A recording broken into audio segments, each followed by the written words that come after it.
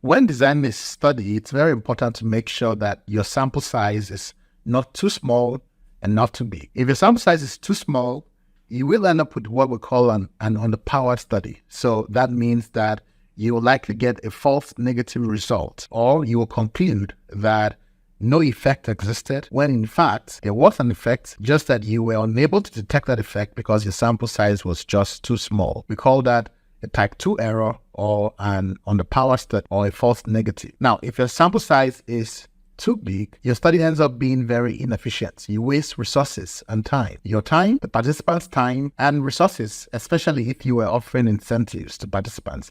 So again, that's why it's very important to make sure that your study is just the right amount. Chisquares has capabilities to help you compute the sample size you need for your study. And it supports various kinds of epidemiologic studies, from case control studies to cohort studies to randomized clinical trials, and definitely surveys as well. So whether your survey is a simple random sample or it's a more complex design with use of clusters, Chi-Square supports all of these things.